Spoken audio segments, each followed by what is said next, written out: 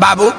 तन लोटा से पानी छुओ आ लो है कुछ लो आ जहाँ जगह मिले तहाँ आप सुन रहे हैं बाबू तनी है देखो अरे पान गुटखा सिगरेट बीड़ी आ 10 रुपया ला के बाद भीड़ा भीड़ी ई कुल करे लो कि ना जी पंडित जी उहो होला लड़की पक्ष तनी है देखो जाओ अरे लड़का झूठ ना बोले सही आ एकरा संगे लड़की ना रही लड़का पसंद बा अरे जी पंडित जी आ जब जब पीही दारू ताड़ी आ लड़की के तब खूबे मारी लड़का पसंद बा जी पंडित जी अरे टीबी कैंसर से ही मरी आ लड़की तहार विधवा करी लड़का पसंद बा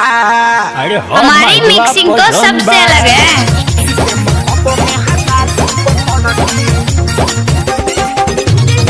डीजे जे कुमार साहनी डीजे जे कुमार साहनी म्यूजिक बाय गौरव रोशन।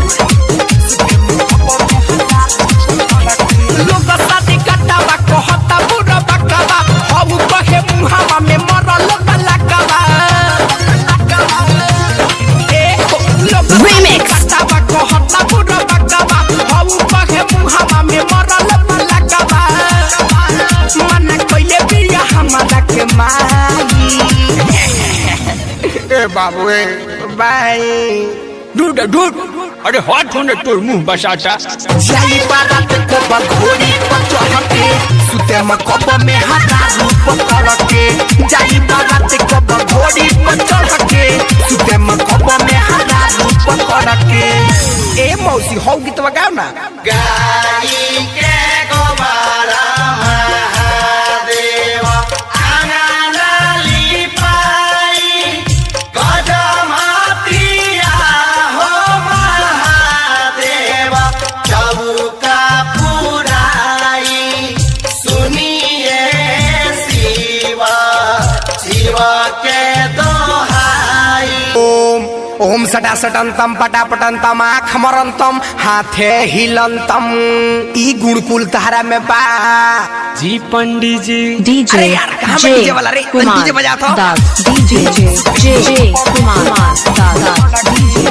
जे न्यूरी तोल दास न्यूरी तोल दास भीतर जवानी के दानो तछाता मजा के रस सुजनी पर छिटाता ए हो भीतर जवानी के दानो तछाता मजा के रस सुजनी पर छिटाता सुन कहता नियम बना के पाई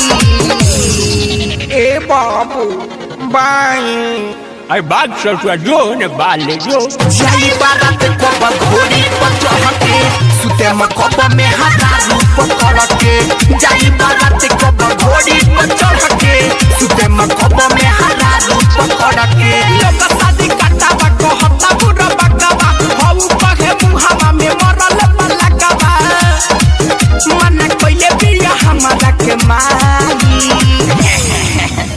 ए बाबू ए बाई दूध दूध अरे हाथ होने तोर मुंह बसाता जाली बारात को बघोड़ी पर चढ़ के सुते में कप में हरा रूप पकड़ के जाली बारात को बघोड़ी पर चढ़ के डीजे सुते जे में कप में हरा रूप पकड़ के सब्सक्राइब करे।